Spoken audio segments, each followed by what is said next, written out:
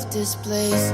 I seen something I've never seen before. When you put on the pineapple, we couldn't be friends anymore. Pineapple thousands, go on pizza. It's a fruit and you know that. Pineapple thousands, go on pizza. They just don't belong.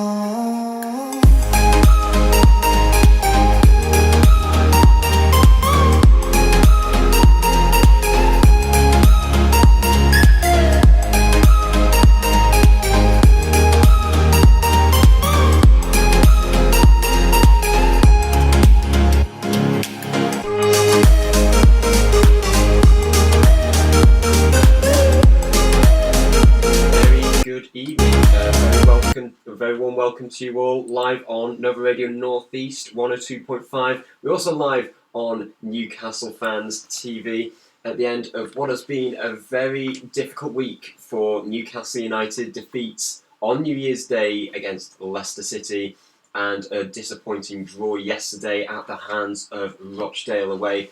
We'll be discussing our thoughts regarding both of those matches and regarding certain individuals within the team.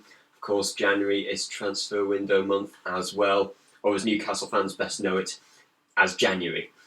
Later on in the show, we'll be previewing Newcastle United's trip to Molineux next weekend against Wolverhampton Wanderers, and also discuss any potential January transfers, along with some FA Cup memories, some FA Cup nostalgia, which is sort of replacing the Premier League roundup that we have at the end of the show here at the Black and White Show. Now you can contact the show via WhatsApp. The number is on your screen, or if you're listening on Nova Radio Northeast, the number to message us is 0747 649 7166. That's 0747 649 7166. And as always, you can always email us, contact nftvstudio@gmail.com. So that is the housekeeping out of the way with. So let's get back down to business. Cast our minds back to New Year's. So yes, right now, actually I will introduce my guests. We have Ivan from Ivorything. Hello, yes. Very first time to have you on the Black and White Show. Officially, yes, the first official time I'm on. It's great to have, because Ivan all the time stays behind to make sure that our sound levels are correct. It's great to have him as a guest. He's also a Newcastle fan, and he's comfortable on radio, I presume. Should I pull out my Newcastle tattoo for the fans? And then over on the other side of the room, we have Kyle Thompson and Lee Lawler. Happy New Year, everyone, because it's the first show of the New Year, isn't it? First show 2020. Did you have a New Year, a nice New Year? I did, yes, it was alright. Happy New Year to everyone watching at home as well. Yeah, I watched the fireworks on the telly. Silly place to have them. Third time lucky, eh? Let's end the show now then, shall we? That's wrapping up, everyone. Well, See you later. yeah. Have a good 2020. We'll let the Black White Show on it. So yes, that's our New Year's out the way with. I want Newcastle to develop a New Year's resolution. I want Newcastle to develop a resolution of get rid of the injuries. Just wipe the slate clean with injuries, and let's try and get some wins on the board. We'll wait for that to happen. Okay, so Leicester City. What went wrong, Lee? Oh, the $1 million question, isn't it? Leicester, go on, Lee. It is Leicester. Let's face facts. It's a hard team to play against. I think they will finish in the top 3 this season. I think that's almost set in stone now. It's between them and City, who come second. It didn't help, I'm sure you're going to touch upon, with the injuries, of course not, but we're playing against a quality opposition. And did we really expect anything? No. Were we hopeful? Yes, hopeful to probably get away and nick a point, but it's one of them where it's not going to define our season, but what come out of that was all them injuries. So, kind of, how much do you think the injuries had an effect on the game in terms of the injuries that, of the players who couldn't play in the first place, and then having 4 in one game? Well, we played the second half with 10 men, so that tells you all you need to know against the top 3 side, as Lee's just correctly stated. It's never going to be easy, was it? And as you could see, when we went down to 10 men in the second half, I think we had a bit of a flashback towards the King Power the other month, where we were down to 10 men in the second half and got hammered. very badly at the King Power 5-0. So I think they've fought back and they've just thought, no, just keep the score down and take with pride. And that's Yeah. So, of course, with injuries, who do you think is to blame? Just addressing the room here. Who do you think is to blame? Because, of course, you've got the side of it's a tight schedule during the festive period, or you could look towards the training, high-intensity training. well, he's had this at several clubs, Bruce, hasn't he? Where he's blamed the fixture schedule, but there's only us and Bournemouth who've had like major injuries. I really think it's got a lot to do with the high intense training that's going on, because I've seen we'll have thinner squads under the likes of Rafa and things like that, and have not as many problems. To be fair, Serious question: have you heard of Bournemouth? Like say, Bournemouth are in a very big injury crisis at the moment. Have you heard anyone blame Eddie Howe for high intensity training? I mean, Owen might be able to tell you because he's from the area, but What's up, Owen? I honestly don't know what's going on with Bournemouth. But from a Newcastle point of view, it's very similar to when Pardew was here. We used to pick up muscle injuries left, right, and centre. Do you know what I mean? And it's starting to come up again with a similar type of manager, but. To be fair, it's how you handle those injuries and when you get them back, and can you keep them fit, and time will tell whether he does that or not. If you go on his previous clubs, which we said we weren't going to judge him on, but yeah, we'll go with the injuries. He hasn't really dealt with having injuries quite very well, so we can only see what happens from there, really. I think it's because Newcastle are, you would normally say, a bottom 10 club, mid-table club best, is that we can't handle that. But at the end of the day, you've got a 25-man squad, and every single squad gets to pick 25 men. It's us and Bournemouth who are suffering the biggest at the moment, but because we've probably got so-called lesser players in the top 7 or 8 clubs, we suffer most because we haven't got the ability or the second reserve, if you want to call it that, to come in. Strength and depth is what you're looking for. He's trying to, come in and just be like for like. There's very few positions that you'd probably say, but yes, the fixture schedule, but I think Bruce has overplayed 2 or 3 of them, and the form's dipped because of it. But then, move over to you, Ivan. But then, of course, at this festive time of year, when the fixtures come thick and fast, you're going to need a good strength in depth. But then, we arguably haven't got that. So, do you think Bruce has a hand tied his hand tied behind his back? Sorry, Alan. Come on, Rob, you can do it. Come on, Rob. Is managing at this time with his hand behind his back? I think a little bit, but I also believe this is something I was thinking about, and kind of sort of to myself, was I feel it could also be slightly psychological, in the sense that when you see a lot of other players in the squad suffer similar injuries, and then all of a sudden you feel a little tingle, and like psychologically you might think that it's worse than what it actually was. I think that one of the biggest examples would probably be Manquillo's coming off during the first half of the Leicester game. Couldn't even make it to halftime when it was just seconds away. Obviously, not to take away, it might be a full-fledged injury, but I do wonder what the psychological effect might have, especially coming off that close to halftime. Are you not able to push through the pain barrier for an extra 2 minutes? Look at Fabian Schär's situation, where he was also injured, suffered the sort of feelings of it in the first half, did the halftime, and then, I stand corrected. Sorry, he felt the injury early into the second half, and then continued as much as he could until he realised that no, he couldn't continue playing. Yeah. Okay, so we have a WhatsApp message. It's from someone who hasn't left his name, sadly, but we have a snapshot from a website saying Steve Bruce has confirmed that Alan Saint-Maximin, Kieran Clark, Paul Dummett, Matt Ritchie, and Jamal Lascelles could all be in contention to feature against Wolves next week. So, what do you make of that, guys? Praise the Lord! Thank God! There is a God. Could we think that the replay against Rochdale that's coming in 10 days' time would actually be a blessing in disguise, as in this would be a good warm-up game for these players to come back and build up match fitness? It does math all backfiring, mate.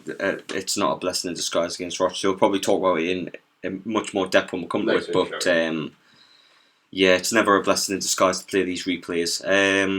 But we've missed Lascelles, man, so much. We've missed Kieran Clark, we've missed Alan Saint-Maximin. So for them to be back in what is going to be a very hard game against Wolves at Molineux, very much welcomed in my opinion, for sure. Aye, definitely. So right now we have a clip of the lads reacting to Leicester. So I guess Ivan, take it away. I think I've been involved in it something like 40 years. I've never known anything quite so bizarre as that 15 minutes. First of all, the goals that we've gifted them, of course, and then to lose 4 players in 15 minutes is, I've been saying for weeks, it's ridiculous, the schedule. And unfortunately, we've paid the price for that today. We've got 3 of them with hamstrings and 1 with a groin. So we'll see how they are, but we knew when we're making the substitution at half-time with John Joe not being able to carry on, then you want that little bit of luck that everybody else is going to be okay. And within a minute, we're down to 10 men, and it was difficult enough against a very good Leicester team without gifting them the goals. I mean, it's a great finish from Maddison, you'd have to say, but the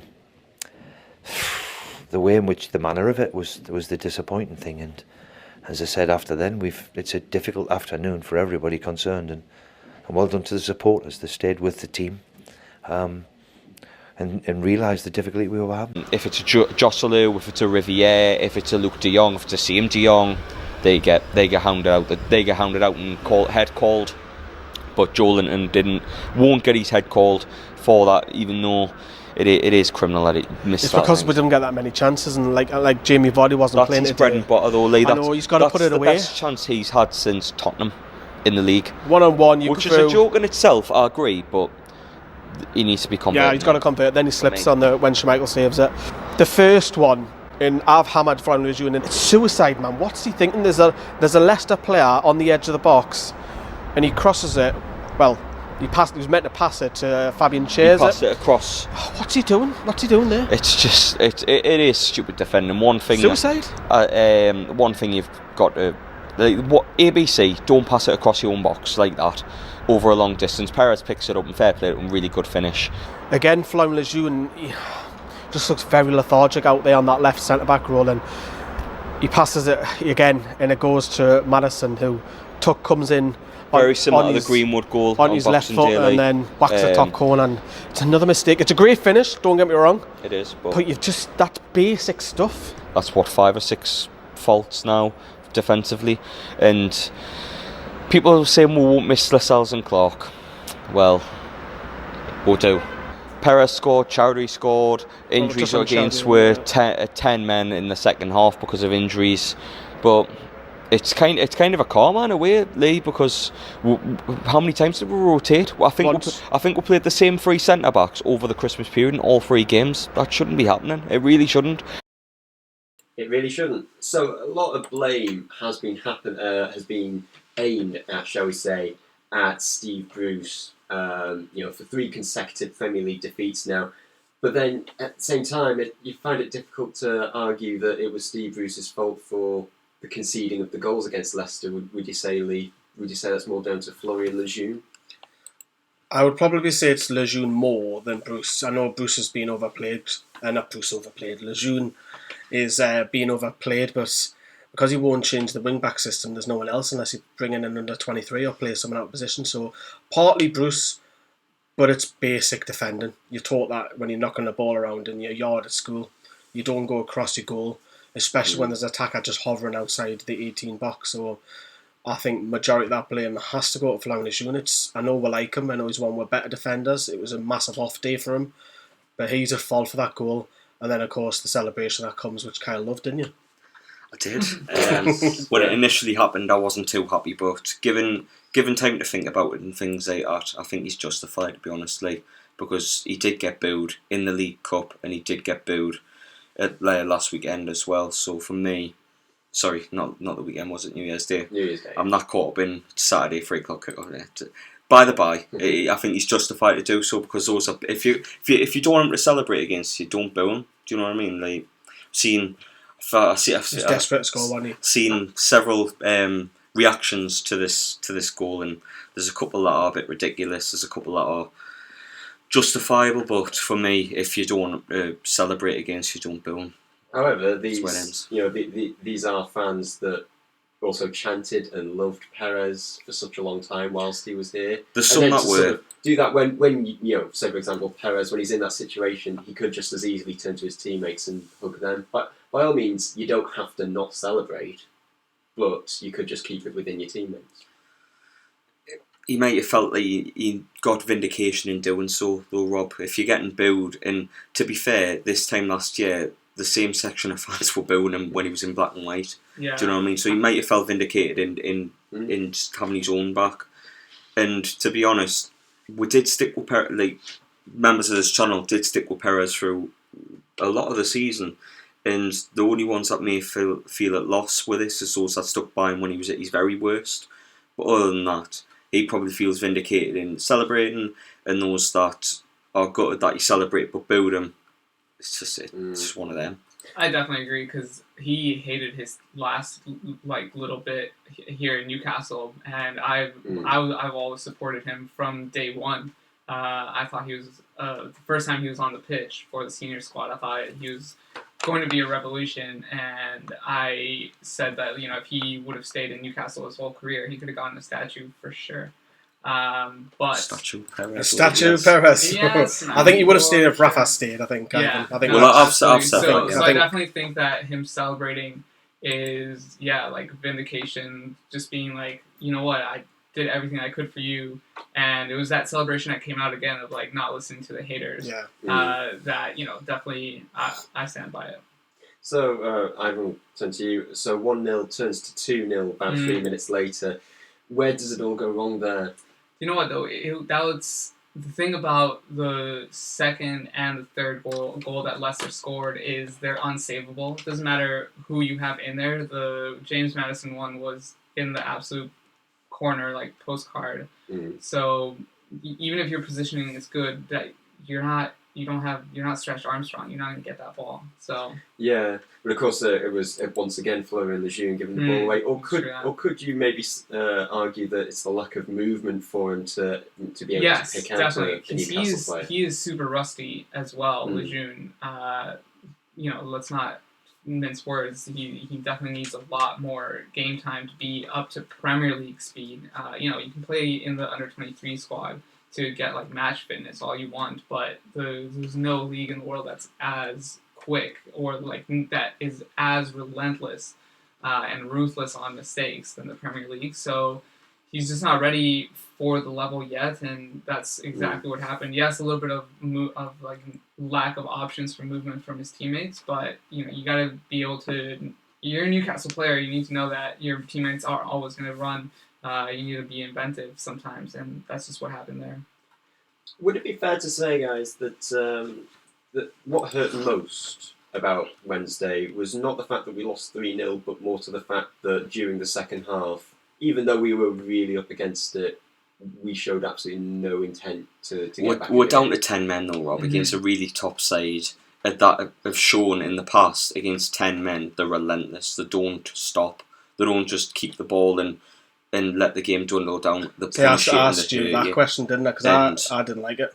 I know it's not liked, but we would have, if we had got beat 6-0 at home because we went down to 10 men and Bruce went for it, there would have been a lot more against them. And even used to, regardless of what you think now, will be like, well, doesn't Bruce need to take some of the blame here? So Carl, you were pleased about the preservation of the goal difference. You can see in hindsight, oh, he should have went for it, but realistically, if we're going for it, even with 11 men, we'll cause one chance through Joelinton. More on him later, I'm sure. More on him later, but for me... See, I would have liked, I said to you in the video, go 4-4-1. It's one of them, though, Lee. If you get Try and get one in. If you get beat 6-0, Steve Bruce is only 2-0 at the time. If you claw one back, it's game on. It's just keep the goals down. I know it's horrible when you're already getting beaten. There's no hope of getting back into a game. But I'd rather they did that than get beat 8 or 9-0, because with where we are in the league, we could easily get dragged back into the bottom three, and goal difference can always play a funny part in someone getting relegated or staying up. So could be the difference. And like what Lee said, Joelinton, more on him later. And that is what's coming up after this convey. We'll be talking about the game yesterday at Rochdale and the performance of Joelinton. More to come right after this. We're getting quite a few WhatsApp messages like.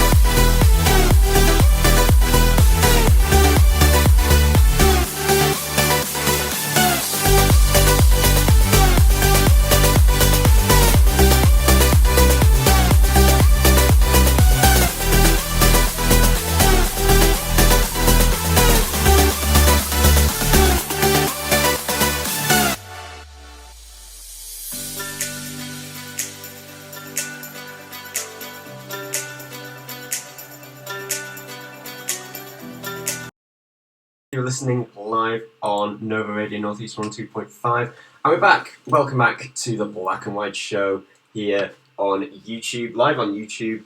And now we'll get on to this next part. Rochdale yesterday. Yesterday, Newcastle United drew 1-1 at Scotland. Felt comfortable first half.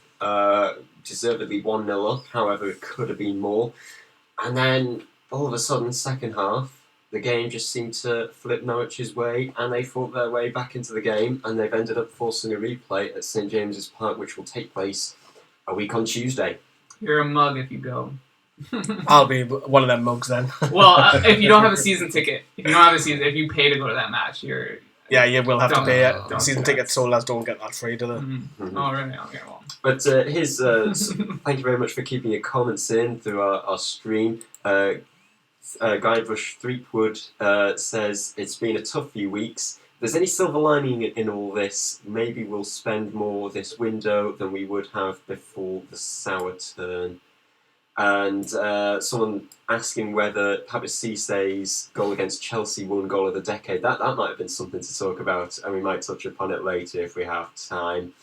And yes, thank you very much for all your WhatsApp messages coming in. We will try and get round to them. But yes, let's talk about yesterday's game against Rochdale. A strong lineup.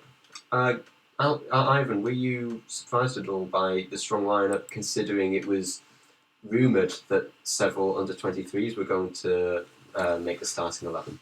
Yeah, I think it was a lineup that was intended to win the game. It was a lineup that wasn't meant to just be a roll of the dice or not taking the competition seriously, as managers previously have with cups at Newcastle. Steve Bruce has come out to say that he enjoys playing in cups. Obviously, he's taken hold of FA Cup final. And so I think that was the whole intention. Just get past third round and then look forward to the break. But obviously, best laid plans. Miguel Almiron getting on the score sheet a second time. What Great goal though, yeah. What's he done with the Miguel Almiron that we knew? It's always been there. It's always been there, Rob. It's just a case of goals needed.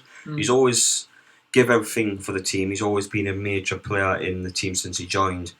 He's always won with that free kick that leads to a goal, or he's been the pass before the assist to lead to a goal.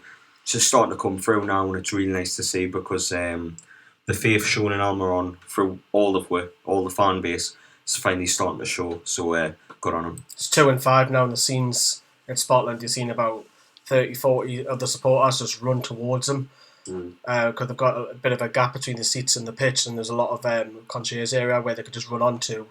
And it was great for Almiron. That's 2-5. We said we wouldn't put it past him. He scores one, he'll go on a little run. So hopefully that now turns into 4 into 10, and 8 into 20 and stuff like that. So hopefully he keeps it up. Don't get ahead of yourself, Lee. Well, top goal scorer's got 5 goals. Let's be optimistic today. So because this game was not. Rochdale, yeah, this game wasn't. But that's a massive positive come from there. So great to go 1-0 up. But I also want to point out is that Christian Atsu was sensational for the first half an hour.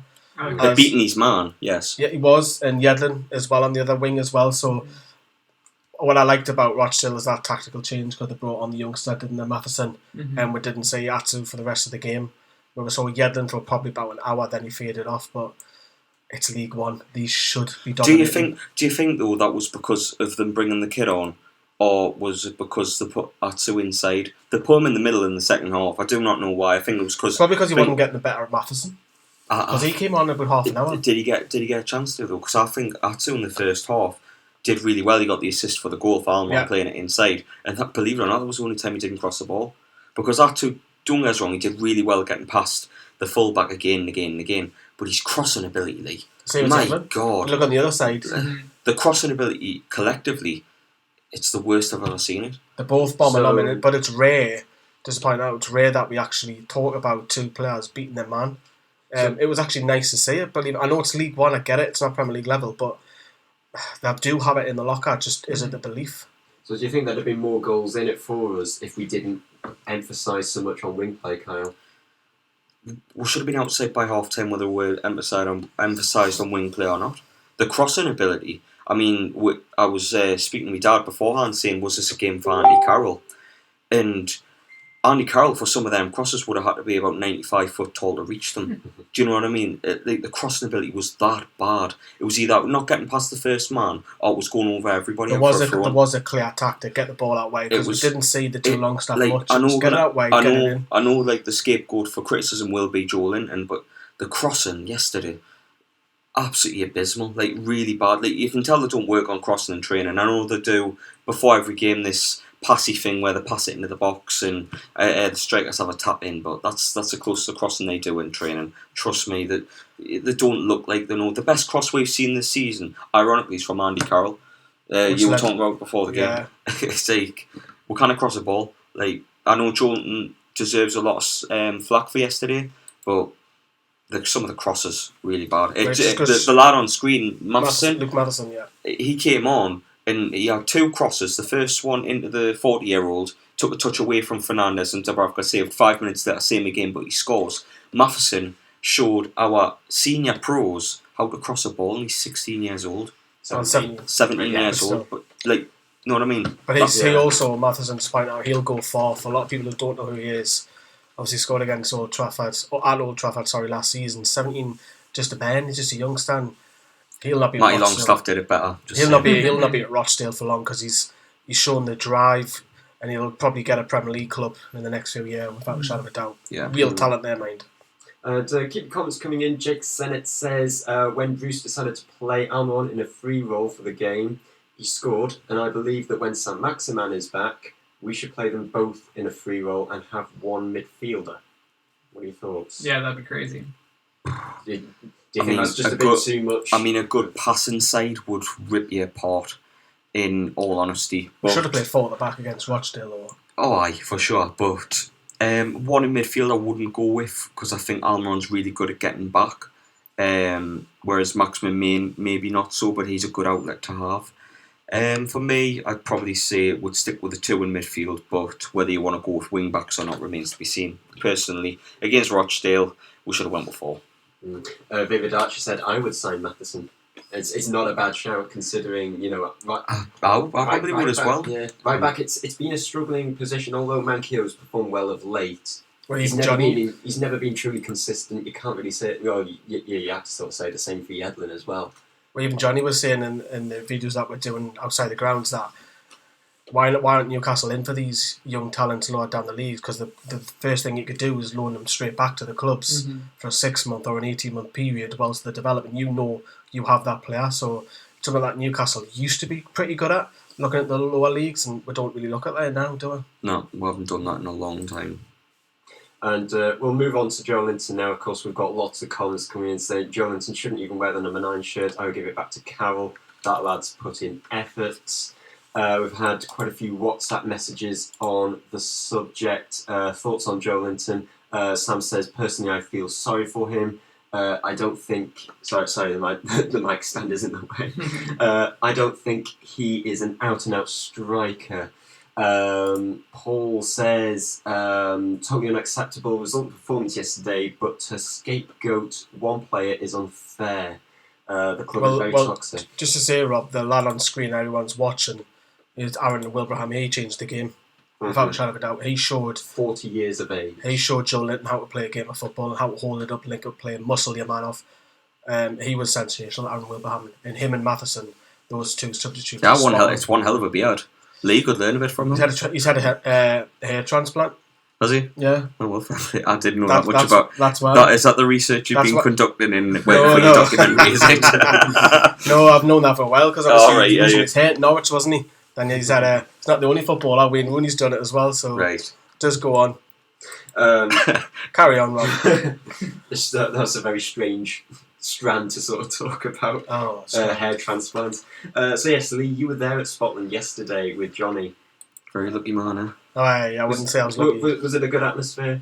Yeah, the atmosphere was alright. The 2 fans were bantering off the small minority of Russian fans that were bantering. And Robbie Savage, if anyone heard on the telly what was said. Yeah, fantastic. I wasn't one of them because I was front row. I'd seen that Robbie was at the back. But wasn't one of them, in commas.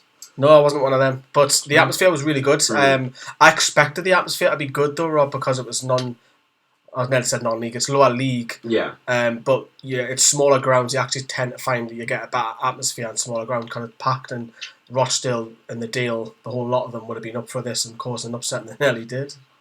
So yes, let's talk more about Joelinton right after we've had Lee's and Johnny's reaction to the game yesterday. Do your magic, Ivan. Look, we were excellent in the first half, and our frailties are there for everybody to see again. Unfortunately, we don't score. We have had enough opportunities to put the cup tie to bed, and when you don't, you've always given that encouragement to the opposition.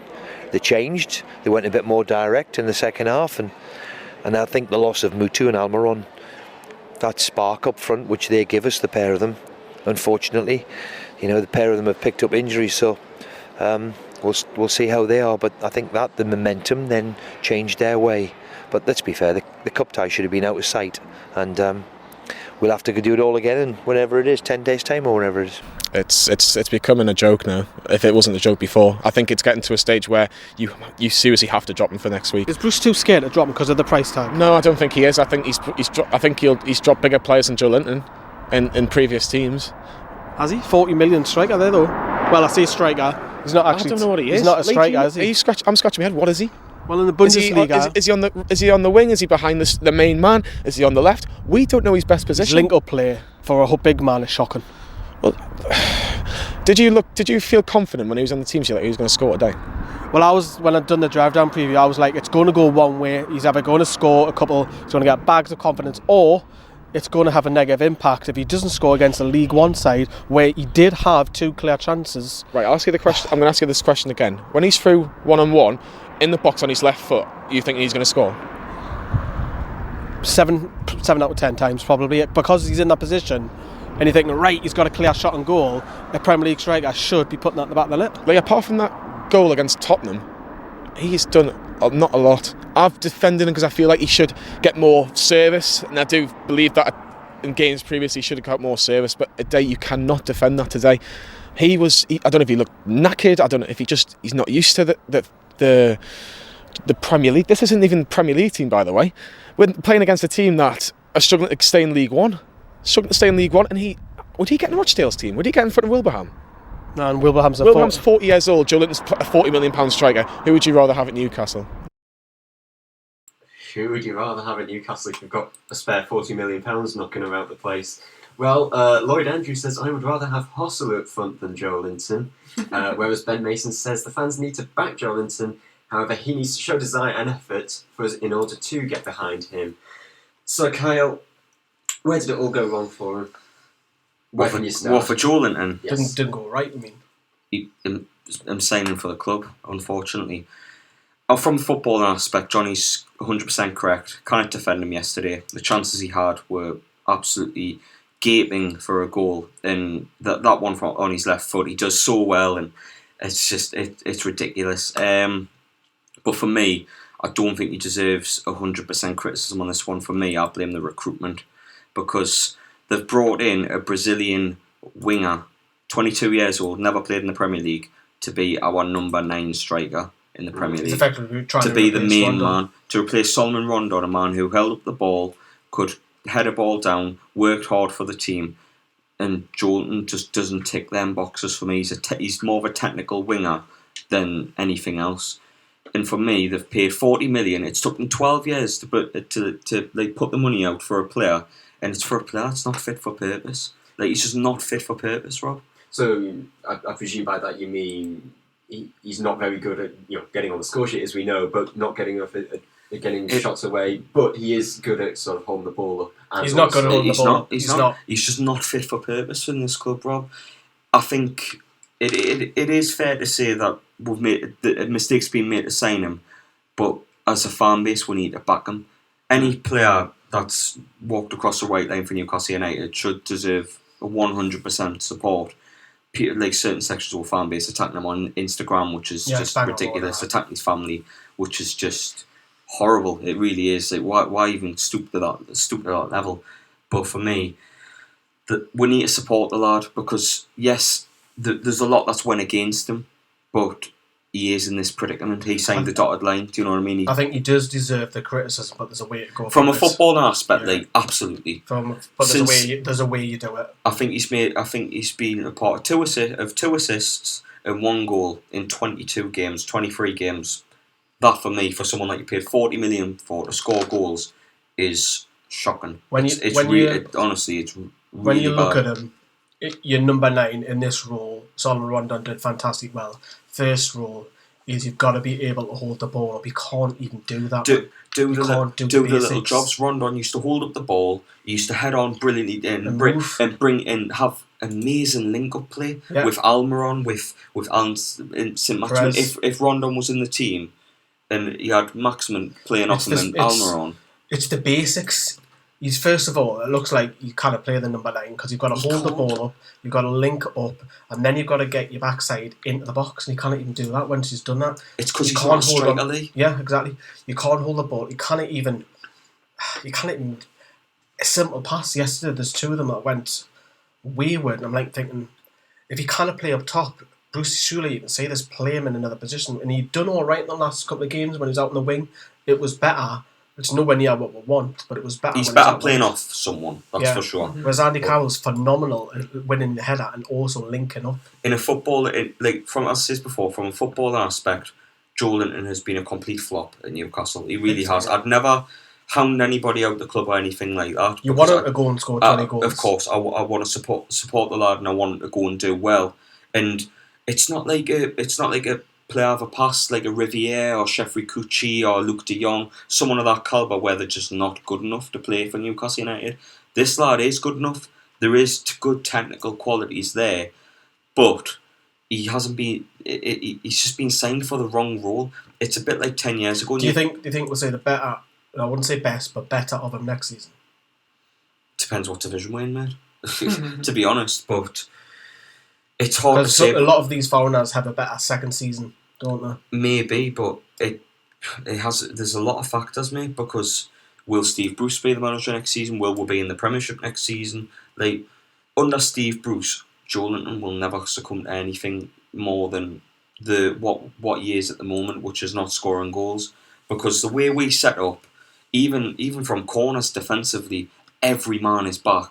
There's never a focal point from a defensive corner. So if you're looking on the counter attack and you're Joelinton, you're never going to get there. And he just the way he plays, he passes the ball off. He doesn't bust a gut to get into the box. He's always wide. He's always trying to build up play. I think also what Johnny pointed out, the service hasn't been great because you think about Alan Saint-Maximin. Alan Saint-Maximin's not going to get the ball and whip it into Joelinton. That's not his game. He's not a finisher, Joelinton. He just isn't. Alan Saint-Maximin's not going to do it. I would disagree with him not being a finisher. I think the one good quality he has is he's quite clinical. He had 2 missed chances. And then one against Leicester. But yeah, in the last couple of matches. But the 2 goals that he has, I think he's only had a very few amount of shots on targets, and I think he's got I think it must be 2 or 3. He's got marshmallows in his shoes, mate. Out on a seat. For me, he's not a finisher. He's more of a build-up, try and play off someone. He's not the man to put the ball in the net. When you've got Almiron, if you're thinking Almiron, Joelinton and Saint-Maximin are your front 3, Almiron and Saint-Maximin are great individual players. And yes, Almiron teamwork, brilliant, but they're not going to supply Joelinton as well because Saint-Maximin's too selfish and too greedy. That's not a negative. That can also be a positive because he'll get you from A to B very, very quick. Whereas Almiron doesn't whip the ball in like a Matt Ritchie does. Mm-hmm. And thank God, by the way, Matt Ritchie is back because that'll give us something extra positive going into next week, the week on. Those 2 guys around him are not suppliers, and that's where the problem also lies further onto Joelinton because Andy Carroll hasn't scored yet. And when Andy Carroll comes on, the first impact is, Jericho Williams, I'm going to clip this in. Or the right wing back, Mankio, I'm going to clip this in. It's a total different mindset switches. And, looking at some comments, A says, hi, I'm a Hoffenheim fan. Oh, hello. Hoffenheim is actually my favourite Bundesliga club, has been for about 3 years or so. And it's really sad when I hear the things you say toward our Joelinton. He's world class, but maybe your style of play doesn't suit him. Rowan Gulliver says, fans are embarrassing at the moment with regards to Joelinton. James Griffiths, Bruce needs to drop him. It's getting really toxic now, and this could ruin his career if the situation keeps on going. I really miss Rondon. And don't we all? Yes, don't we all? But I know I said this it was about 2 months ago now, but even at this point last year, Rondon had only scored something like 4 goals or so. Yeah, but we weren't on Rondon's back at this time though. But there's a difference, whereas people are maybe, but Rondon showed qualities to be a centre forward. Whereas, and remember when Rondon first signed, he wasn't a starter. He was off the bench 2 or 3 times. He had to work his way into that team. Whereas Joelinton's been there from the off, and now people are frustrated because he's only got 1 goal and it's half the season's gone. And Steve Howie, after yesterday's game, came in support of Joelinton. I totally understand the criticism aimed at him, but he didn't ask for the fee paid. But remember, he is a human being. Yes, you can have views, but he is a young lad who at the moment is finding it hard. What can we do to get his confidence up, do you think? Or support him. Yeah. When he's on the field, support him, chant his name, make sure we're doing our bit to make sure he's like scoring the goals. That's what we've got to do as fans, support the lad. Because I wouldn't boo any player. What I've seen at Rochdale is people are, put it politely, telling him to get lost at full time when Joelinton came over and clapped. And when you look at that and think, yeah, he didn't want it as a fan base. You can't do that because it's not going to help. It's not going to help, but also, people are on Chris Natsu's back, but they don't do that to him. No. But to do that at Joelinton, and he came over and clapped, and you've got the finger signs and everything happening to him. It's like, do you know what? It might be just good just to take him out for a couple of games. Just take him out. That's what I'd be thinking. I think we need to bring in a centre forward in January to just take the lad out of the fire like to get the pressure off of the lad, because, as I said before, he's not fit for purpose to be a striker. We've signed a Brazilian winger and given him the number 9 shirt, which is madness to me. So I think it's safe to say that he won't be leaving anytime soon because of the price tag. So he won't be leaving this month. Do you think a loan spell, even for 40 million? Absolutely not. No, he's here, Rob, and he's here to stay. Whether people like that or not, there is qualities, but we just need to find out what's best for him. However, I just don't think Steve Bruce got enough about him to unlock that. But end of the line, he's not a forward. We need to bring in a forward for him to learn from and to help him a little bit and to maybe tutor him a little bit, because he kind of needs that. The minute he needs the armour on the shoulder to give him that bit of confidence he needs, because he can't do it on his own. Yeah, he's only, like was mentioned before, he's only 23 years old, and he's only played for 3 clubs. Recife, which is a very small club in Brazil, regardless. Like in Brazilian Serie A, like that's a lower mid-table finishing club. Like I'm trying to think of like even some other notable players come from them, and none really come to mind. It is a really, really small club. Him going to Rapid Vienna, again, a very small club in a very small league. The second or third best team in Austria, though. Well, he was sent there to learn German and get first team football. So it was 2 factors, wasn't there? He found it at Hoffenheim, and I guess he's become victim to he's another one of those players that's known as the curse of Julian Nagelsmann. Julian Nagelsmann, if you don't know, he's now the manager of Red Bull Leipzig. He was the manager of Hoffenheim since 2016 until he left at the end of last season. One of those players that performed really well under Nagelsmann, and they leave and further afield, it just never happens for them. Sebastian Rudi, who you might know, used to play left Hoffenheim to go to Bayern Munich. Mm-hmm. Quite simply didn't work out for him there. Quite simply didn't even work out for him. The last thing you want is the Florian Thauvin when we get rid of him after half the season, because McLaren didn't know how to deal with Florian Thauvin, and then 18 months later, Florian Thauvin winning the World Cup. So I think you've got to work on Joelinton. He won't be sold because he needs time. He just needs time. The potential is there, but we'll just need to stick with him and support him. Do you think he could be a good false nine? Yes, I really do. I think it'd be good playing off someone. I think the best we've seen when you said if your top 3 are Saint-Maximin, Almiron, and him, he's not leading the line. So, and because we know that he plays well linking up with someone, like I think maybe that's a system they should explore, because you can also use the wing backs with that. You've got so many options with a false nine. You can build from the middle using long staffs in the middle, or Shelby, whoever's in the middle there, or you can go from the outsides with and yes, I definitely agree that now that Matt Ritchie's back, that's an incredible coup, will help for them. For Newcastle, because of his ability not only to lead, but from a leadership perspective, but just his footballing ability in general elevates everyone else's a little bit. It's a huge impact, because he'll get balls in. Last season, and remember, he only got beaten by Digne, who was the Everton left wing back, for the amount of crosses. He had the second most crosses in the league, and of course, Jerry Williams has been a good replacement for him, but you always want Matt Ritchie on that side, because he knows he's going to deliver. And when he looks up, he's got Andy Carroll or Joelinton running in the box, whereas with saint-maximin won't do that. He'll want to fancy flicks and go Yeah. past two players. Run into. So having a bit of service will help Joelinton. Will it get him extra goals? Who knows? But that's another positive to come out of the Rochdale game. Out of so many negatives, that was a small positive. Seeing Matt back, it was brilliant. Mm-hmm. And one question, referring back to yesterday's game, was why play 5 at the back against Rochdale? Doesn't make sense. Person who left that message didn't leave a name. That on WhatsApp. Yeah, that was on WhatsApp. Question is, it seems like Joelinton could do with a second striker just to partner him, but question is, what position would you shorten if you were in the short term going to accommodate that? In the short term, I think it'd be good just to take him out the final line for a couple of games, then introduce him again. I just don't think, because if the negativity grows and grows and grows, it's not going to help him It's out. going to go if he doesn't It's score. not going to help the team out. It's not going to help the fans out. He'll become the new. Remember when Paul Dummett used to have the blame? It used to be Paul Dummett every week. Even if Paul Dummett had a good game or lost, he would be put on the blame. I think this is worse than that. It is, but it's getting to that level now where he's going to be. If Newcastle get beat and he has a good game, he'll still be the scapegoat. Yeah. It's getting to that point We're where trying to come to that. in the short term, I'll take him out just for a couple of games, bring him back in. Maybe if he can get someone out like Dwight Gale who leaves the club and move to, and maybe bring someone else in. But for the short term, take him out at the final line for a couple of games. Long term, though, I think the best place to play Joelinton, I don't think Steve Bruce has in his tactics book, because we're not going to move from a wing back system. I think Joelinton would be best off the striker. Maybe it's like say have a 4-4-2. Like a Shearer and Bellamy have passed. He could be like a Bellamy and play off.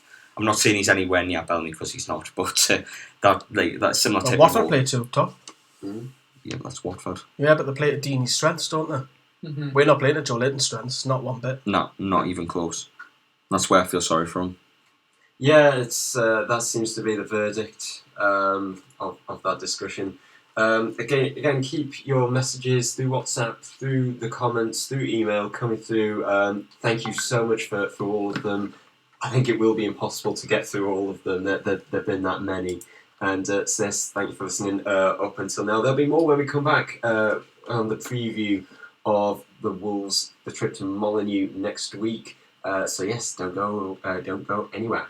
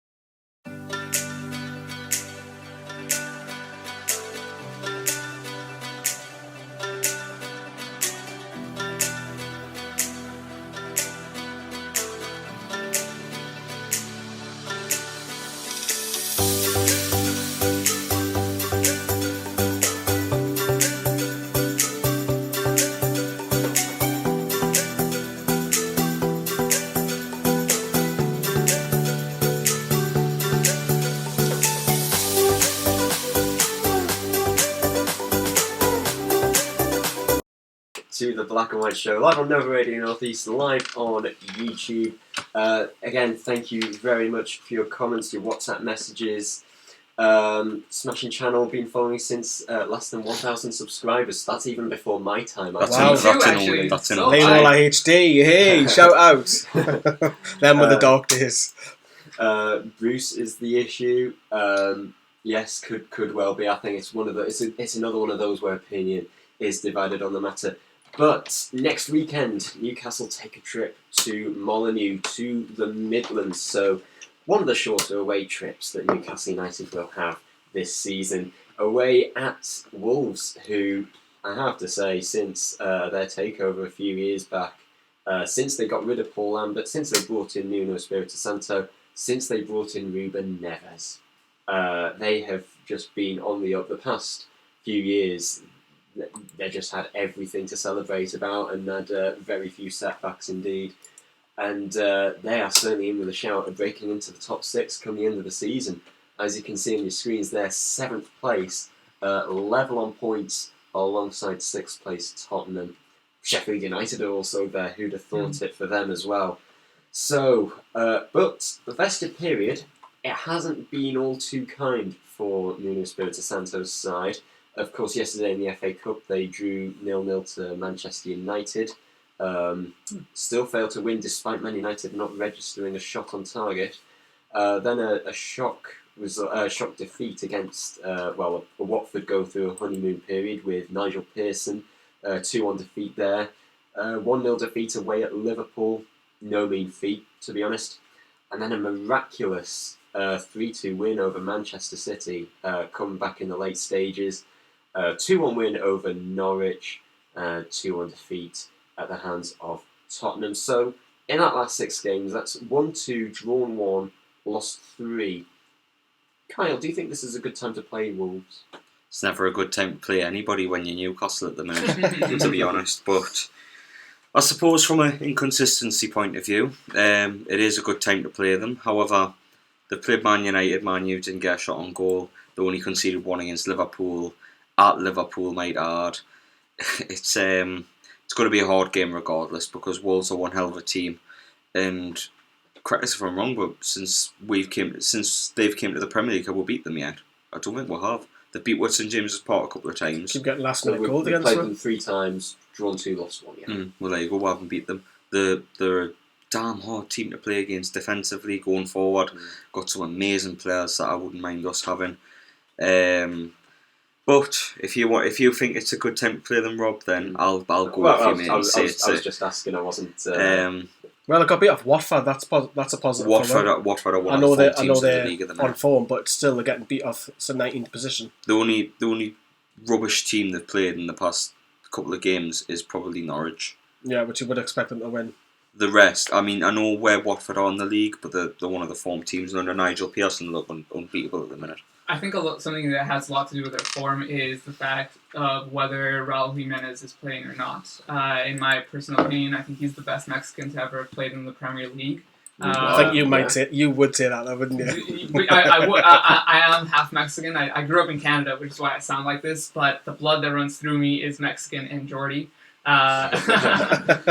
Geordio. Yeah, I'll say Mexican by birth, Geordie by grace of God. But yeah, he's phenomenal. He's an incredible number 9. He does everything properly. He's an incredible finisher. And I think that when himself and Traore play together, then Wolves is a completely different team. You look at the lineups that they had when they didn't win, and Raul Jimenez either didn't play or didn't start. That description you gave of yourself, that reminded me of Paul Whitehouse's character Julio Giorgio in that when he was comedy partner was Harry Enfield. Yes. So the last 10 in this fixture, whenever we played Wolverhampton Wanderers, we've won 4, drawn 4, lost 2. Little trivia question: who scored the winning goal the last time? Mitrovic. Yeah, Mitrovic. Molineux, I remember it because it was quite a controversial goal, if I remember, because it was a foul in the build-up. So in the Championship, wasn't it? Yeah, it was in the Championship, but yeah, it is going to be a hard game, like Rob. So yeah, standout players like you say, Jimenez, Rui Patricio, Matt Doherty, Connor Cody, Catrone, Neto, he's top of the shop. Scandinavian. It's another pun. Ruben Neves, Roman Saiz, and yes, when I was doing my notes for this, I can't believe I forgot Adama Traore. But He's a beast. He's unreal. Yeah. I'm having nightmares about him already. They've got a lot of. point is, that I mean, all of these guys are all in pretty much different positions. So They've got a it lot of shows that forward-thinking Yeah. players, haven't they? they've developed so much quality all over the pitch. Is that well, of course it's something to be scared of, but it's something that is top 6 quality, Lee. Well, Absolutely. Jimenez, obviously, I haven't given high praise there. He's got eight goals in the Premier League. So, if you give him service, 8 or 9 times out of 10, he's going to put on the back of the net. So, they paid, and when we all looked at that fine for 30 million or something, wasn't it? You know, you can get a Joelinton for 40. He's a really good striker. Yeah. I've always rated Jimenez. So obviously he's now went to, it was Benfica, was it Benfica? Yeah, it was Benfica he was at, and then obviously he's now came to the Premier League, proven. He mightn't God, be a he's- Wolves player though by the weekend. Yeah, he might Man not. City and Man United are locking horns to get him. And then came permanent and he's scoring the goals. But even Johan alongside him play on the left as well. He scored against them pre-season, didn't he, out in Asia? So Yes, So he's did a lot of small, them. to be nimble, honest, I think everyone scored past us. In small, on that nimble. day. Yeah, can move around. He can play out on left. He's a threat. So the front two, if they play the two top or Jota just off him, we'll play 5 at the back. But I think the threat is Traore for me. I think because is you're going to ask Matt Ritchie to come in. I think Matt Ritchie will start, but that's going to be a tough one if Matt Ritchie starts at left wing back. Tough isn't the word. And then you're you up against could be Doherty. fully fit and ready to go and be Doherty, an Olympic runner and you'd struggle with him. Honestly, Doherty's I've going never to be bombing on, but then you've got Traore ahead of him. I don't think I've seen a player faster than Adama Traore. Well, it'd be interesting if you had a race of Yedlin, wouldn't it? I reckon Yeah. I reckon he'd leave Yedlin in the dust. I really do. I think he's come on leaps and bounds though, because when he was at Villa and when he was at Middlesbrough, he only showed very small glimpses. I even says when he was at Middlesbrough, when we got offered him for 12 million, it's a big bargain and we didn't take it. But I think what he's improved on is, we all know he's got pace, but it's his end quality, which is massively improved on. He's now scoring goals, he's getting assists, he can play in a couple of positions now, he's become reliable there, so yeah, it's going to be a huge threat. He's Because built like even the home game, he was bombing down that right wing, gone past one, and everyone around, take him out. He's quality, and again, if he keeps that form up, I think he's just got a Spanish call up at the end of November, correct me if I'm wrong. So Yeah, he's played for their not senior level. He's played for their under. I think he's got his first one, a call up. Hmm. So it wouldn't put it past you if he starts playing, he's for me to say for Spain on a regular basis. That form's Are phenomenal. you seeing him though? He's built like an NFL linebacker. He's come out He's to say he huge. doesn't do weights though, which is the biggest lie of all time. It has to be. Honestly, like Des and Troy. he says it's just genetics, but dude, no way, man. No way. Now he looks like a wrestler, doesn't he? Yeah. That when the goal, when they were playing against Manchester City, when he just used his weight against who was it, Benjamin Mendy. He scored 2 that day, didn't he? Yeah, the second one when there was just like along the byline, that was just pure strength, unreal. Traore is a beast. These are some of the comments. Wolves are a bogey team for us. I remember when Sir Bobby Robson was in charge and they beat us in the FA Cup. A little stat about that. Well, that was exactly 17 years ago today. And that was also a Sunday as well. Huh. 17 years ago. And, funnily enough, that was the last time we lost at Molineux. I like that reaction. I've got a clip for that. I've got a little photo for that later on for the FA Cup memories. Yes, I was about to say, yes, that's one of my earlier memories. I hate to sort of dig him in here, but my brother then developed a complete irrational hatred for Wolves, and I mean like Sunderland-esque hatred for Wolves just because they beat us that day. Sort of sent him off to bed in a huff. That was very strange. But another stat for you, whenever Newcastle have played Wolves, there's not been a clean sheet in a match between Newcastle and Wolves in the top flight since we beat them 4-0 back in December 1977. I know, before you ask Kyle, I wasn't born then. Really? That's a good 8 or 9 years before me. Paul might have. So, of course, Wolves, obviously times have changed, and Wolves right now, they've become a really attacking team. Really, as you can see on your screen there, three up front with Traore, Jimenez, and Jota. Three at the back. There's so much emphasis on attack, whereas we've somehow, trends have changed. We've gone from being the entertainers in the 90s. We are now a very defensive side.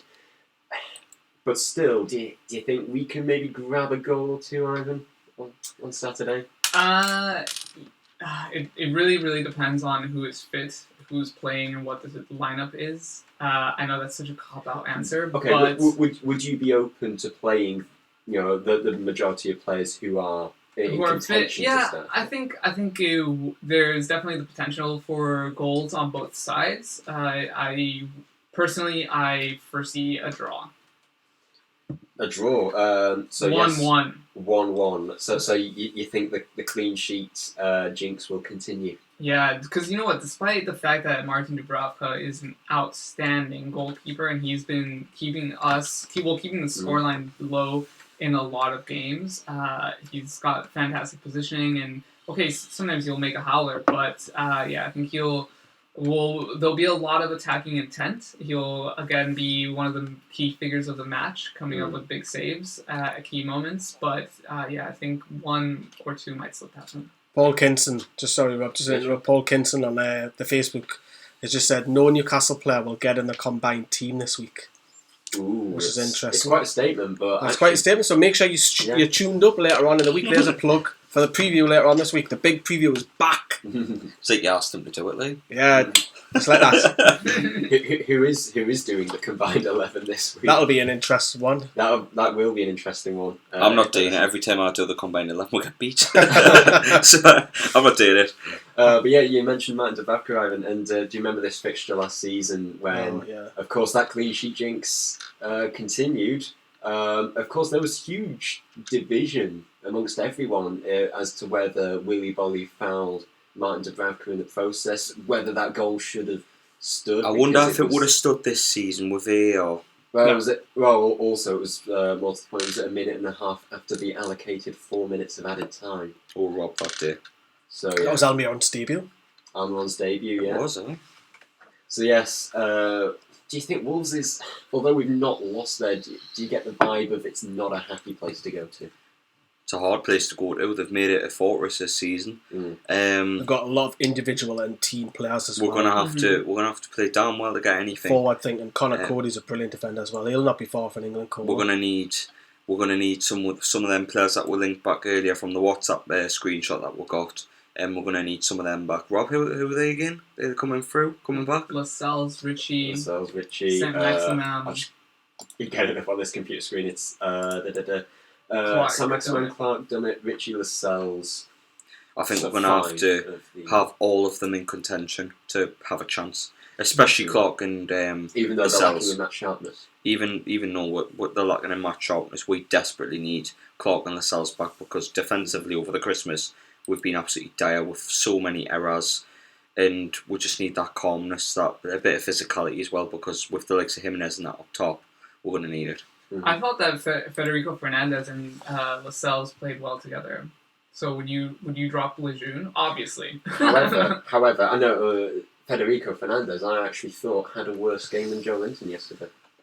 Yeah, he was all he's all over the place with goals. Does he deserve to start again next week?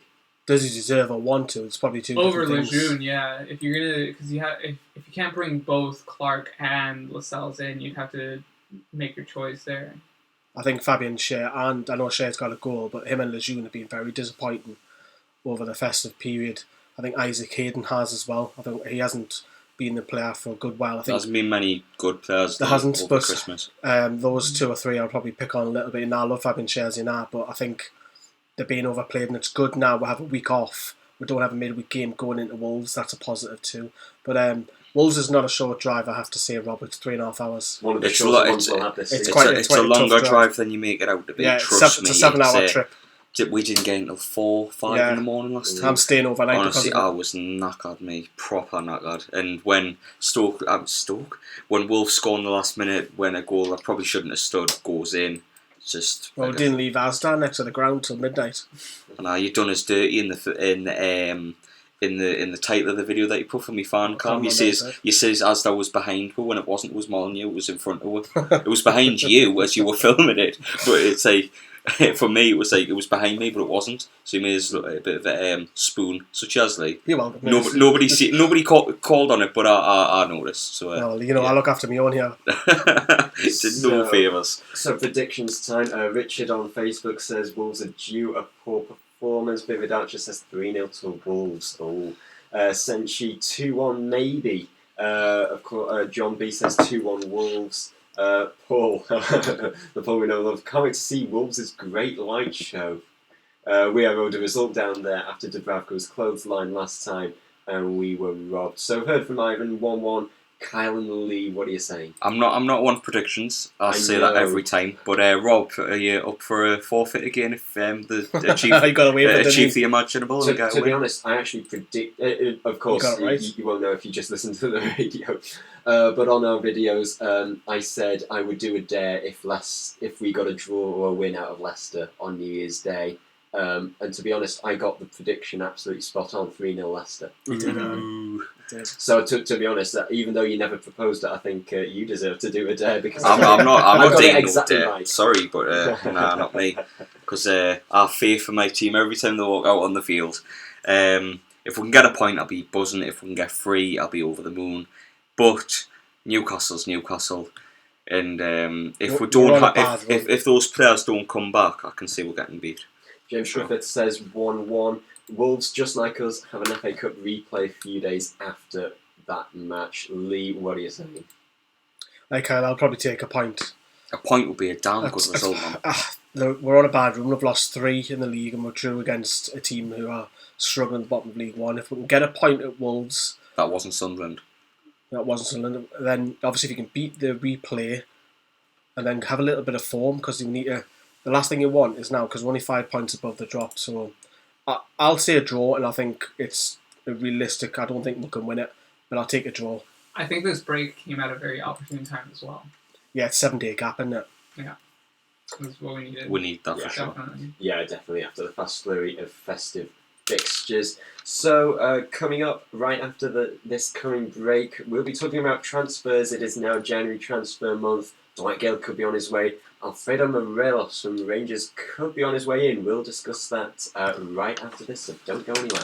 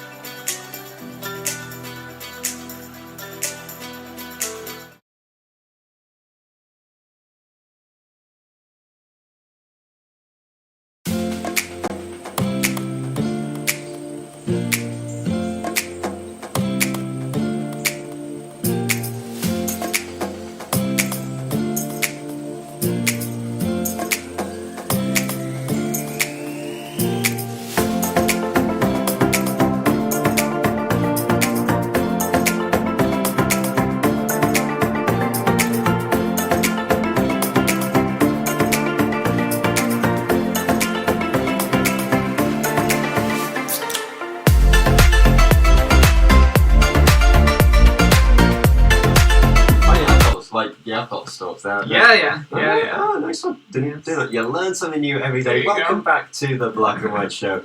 Come on, Rob, you've been in New York. Come on. Yeah, we had some. I thought you spent most of it reading, Lee. No, that wasn't me. New York Public Library. Well, we went to that sort of shop which I sort of called the Quickie Mart, but it was sort of next to our hotel, wasn't it? But The bodega. Anyway, It's on more Broadway, on that wasn't later. I've got a sore throat, and we are back on the Black and White Show on Nova Radio Northeast on YouTube, Newcastle Fans TV, and we are talking about the January transfer window. Now, friend of the channel, Clinton Ford, aka Fordy, Ford Have Mercy. Sorry. Yes, I watched that dude's YouTube videos. Yes, he says Stop, because you'll get him a big head now. So stop it. It does inflate when you praise him. Do inflate Shout out to 40. 40 there. I just said I watched them, you know. Nobody watches your 40. Nobody. Anyway, 4D, if you're listening, keep your hair on. Oh, wait. Dwight Gale's absence from yesterday's game could be a sign that he is on his way out of the club. Now, immediate response, guys. Is he really needed here at the club? Or do you think we should keep him even though he's not getting on the score sheet? No. I said it was a talking point last week on the Black White Show. I says after he missed his chance against Man United on Boxing Day that maybe with the heavy heart it's time to move him on, because I have every respect for him, because he got well at the Championship at the end of the day, and he stuck with it in the first part of the season where he worked really hard in Rafa's team that first came up. But that being said, I think his football needs to be played in a first team where he's going to get respected and adulation from crowds, and I think he'll get that in a top Championship side. That being said, I think it'd be best for both parties if we moved him on, because I think Dwight Gale needs first team football. We need money for a striker to as I spoke about with Joelinton before. We need a striker, a senior striker to come into the firing line instead of him. So we need money to raise for a better centre forward than Joelinton, and then obviously Gale gets first team football elsewhere. I think Gale and Mitrovic are similar in the sense that they're not Premier League quality players, but they're unbelievable in the Championship. Yeah, they're one of them. It can happen. It can happen. But every single transfer window for the past few years, we always get a mention of Jacob Murphy. That name, and that's where the recruitment needs to come in again. Like, look at the money we've spent on, like, where we've put the board out and went, right, this is the big signing of the summer. Currently we're linked to a Championship winger quite heavily in the minute, so... Jared Bowen. Yeah. Yes, but yes, with Jacob Murphy, comments coming in saying he couldn't do it in the Premier League, but we have injuries. I don't know if we're going to cope in January, to be honest. So would it be worth it bringing him back in? Just Jacob Murphy back in? Yeah, as a short-term measure. There's a lot of them who will probably have their contracts extended because they're allowed to play one more game, I think. There's a few of them, because not all of them are loaned out for the full season, are they? So that will probably get extended, but... I would rather play... I would rather give Victor Fernandez or Tom Allen a chance than give either Aaron's or Jacob Murphy a chance again. I think they've had the chance and they've kind of blew it for me. I think the level of where it's more suited to them is where they're currently at. I think Aaron's is doing okay at Wigan. Aaron's is too good at League One, so... maybe a Championship side for Aaron's maybe can springboard the Premier League in the future and prove we're all wrong. And Jacob Murphy, it's a difficult one because I wanted him to do well up here when he came, a local lad and everything like that. But yeah, need to get rid of him. Need him sold. Couple of losses. Gale and Mutu can get out the door. Try and get Savé off the books. They've tried for a long time. Colback's going to be here for the rest of the season because he's knackered his foot, so he's out for 3 or 4 months. So After Lazar is still on the books as well, isn't he? Yes. I don't know how. Yeah, he's out, and Chichen,za can't even say it that well. Chichen,za. Try again, Lee. Just saying that. Oh, sorry. Yeah. Sorry. Well, there was one tenuous rumour that's going around linking us with Alfredo Morelos from Rangers. Oh God, I hope not. Colombian striker, and. Well, yes, he's been in top form this year. He's scored 28 goals, including 14 in 14 matches in the Europa League. We've seen it before where strikers make that step up from the Scottish League into the Premier League. However, a source of mine says that he developed a bad reputation last year for discipline. However, he has improved that this season. The board are adamant that he is not for sale and don't want him to go anywhere. He has become a fan favourite at Ibrox, and I'm sure that he is happy where he is. He's the same age as Joelinton, I'm just realizing. Yes, born in 1990. Sorry, born in 1996. I do apologise for my inopportune coughing at the moment. According to the Scottish Sun, however, last night... Let's ban that word. The sun never comes out in Scotland. It's another pun there. According to the Scottish Sun, last night he could be banned until February because of the alleged cutthroat gesture he allegedly made to Celtic fans in last week's Old Firm derby. However, the SPL are now in their winter break. But yeah, another striker who you could say is similar to Mitrovic in the sense that he's got a problem with discipline. So Lee, what do you make of it? Well, you look at it and think, okay, first of all, will he improve Newcastle's strike force? No. Do you not think? No. So you reckon Joelinton could score 28 goals and Scottish? Mate, No. he reminds me so much of El Hadj Diouf. It's unreal. And he does. It's not a doubt of talent for Morelos because it's there, but for me, he caused a lot of trouble for me. He's got a lot of amongst the discipline. squad. He's got a lot of discipline in his.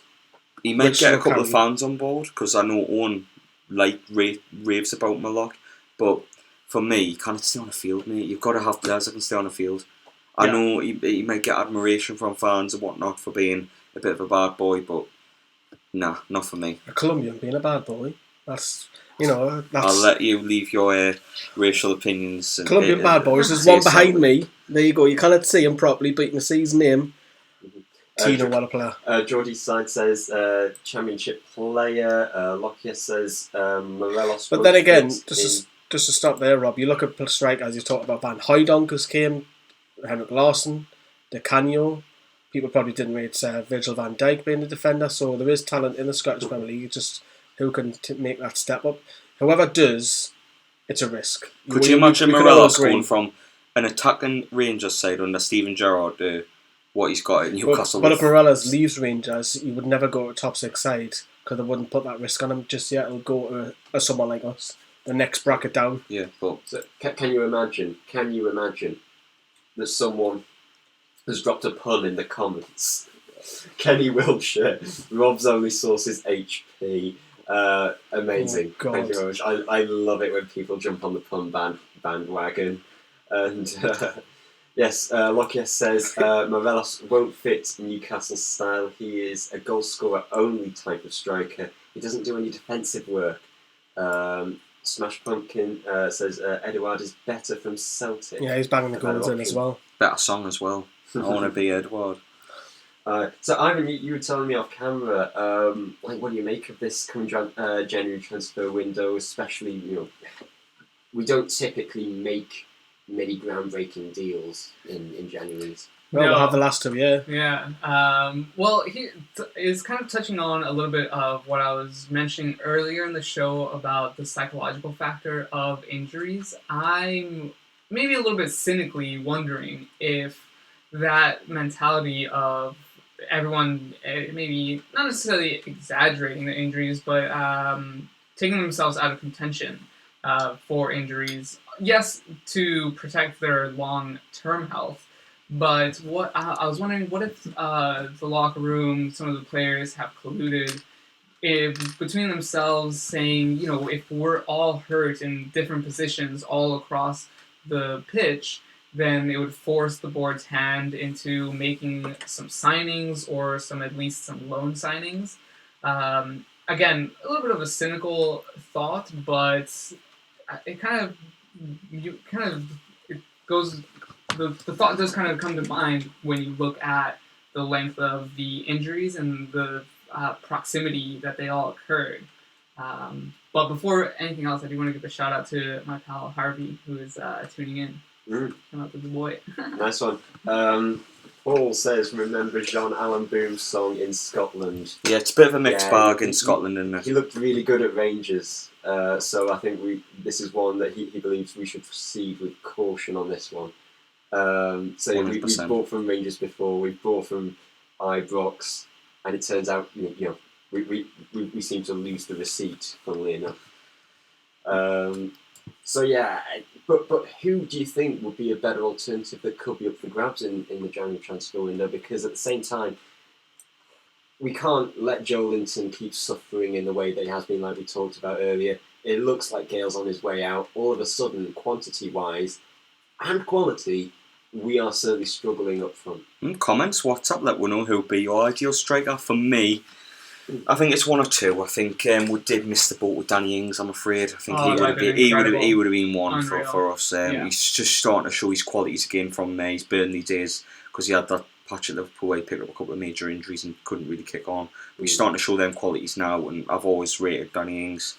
We missed the boat with Charlie Austin as well. He went to West Brom for a minute 4 million. And Shearer even begged him to come to Newcastle, wear the number 9, get yourself in goal. But for me, there's only one player I'd want to sign in terms of a striker, and that's the return of the big, beautiful man. I knew that was coming. Solomon Rondon, because he knows the job description, he knows how to wear that shirt well.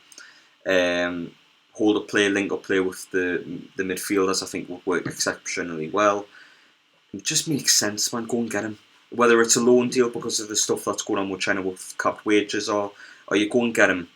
Don't matter. Go and get him. What about a loan for Olivier Giroud? And Olivier Giroud, Piatek from AC Milan. I've seen that. Yeah. I think the two have got 2 loans that they can do in the Premier League as well. So I've said this already. I think despite Jeffrey Williams having a bit of an off Christmas, I think you need to make that deal permanent for 10 million. That's a no-brainer. Get Matty's contract sorted. I think that's priority. I think the club will look at the Premier League. If you want a striker, you probably look at who's not playing much. Maybe look at the top 10 and think, well, hold a minute, there's 1 or 2 there that we'll look at. And then if there is someone abroad, obviously Rafa was brilliant at bringing in unearthing stars like Fabian Schär, Martin Dubravka. Has Bruce's scout network, Steve Nixon, got it in them again to go and unearth another one? I wouldn't buy anyone. Because if you're going to go and buy an unknown, you're going to run the risk of another Joelinton. I'm not saying the club are going to spend that kind of money again. Maybe loan a striker with the option to buy, like they've done with Dubravka, kind of paid off. So I would do that. Who though is a $1 million question. People keep saying we missed out. You've mentioned a few names. Danny Welbeck hasn't cut it at Watford. So shock. Daniel Sturridge is starting to pick up form now in the Turkish league. I think he's got 4 out of the last 6. So. He might be, but I don't know. It's a difficult one. Papi Cisse has a lot of goals recently. Yeah, he follows us. Big shout out to Papis. He follows us. Really? Yeah, he does. So Cisse's obviously doing it in the Turkish league as well. Yeah, he would come back in a heartbeat, wouldn't he? Because I have goal alerts on like the football app that I use for like former Newcastle players. Because it's always interesting to see how much better they do. When I used to play FIFA, I used to have an ultimate team of players who used to play for Newcastle who departed and won silverware since departing. Wow. That's it was quite a squad. Was that 11 James Milners? No, I had like the likes of like Mbabu. Who else was on there? Because this was only like 3 years Kevin ago. Mbabu, man. What a player. Yes. We might be mentioning him later. Rare. If we have time. Is it Wolfsburg, isn't he? Yep. Yes. Playing Doing really very well. Musa Marega from FC Porto. Loic Remy is yes, I'd have Loic Remy back. We're going for like the likes of like Remy. I don't think he's done much since he left Chelsea, if I'm honest. He played against Chelsea a couple of weeks back. He plays for Lyon, right? Yeah, and Lille. Yeah, he does really, really well. He's old now, though. Yeah, of course, this week, Aston Villa's Wesley has picked up pretty much a season-ending injury. And so it's tough times for Aston Villa right now, but immediately, as soon as that happened, they registered their intention to at least get on loan Michy Batshuayi from Chelsea. Of course, Aston Villa, I say with gritted teeth, are more or less on a par with us, considering league position at the moment. But how sweet would it be if we could just snatch away a quality striker like Batshuayi away from under the noses of Aston Villa? Well, I wouldn't do our transfer business despite other teams, with all due respect. But Batshuayi would be a good fit for us. You'd be quality out, you would. We do have a good relationship with Chelsea as well, like when it comes to like players that have come in or like loan deals being done. SEUs think Batshuayi in this current setup would be a good... Is he better than Joelinton? Yes, there you go. Is he a target man? No, but No. Advance forward every But- day of the week. I'd have I play a lot of Batshuayi. Football Yeah. Manager.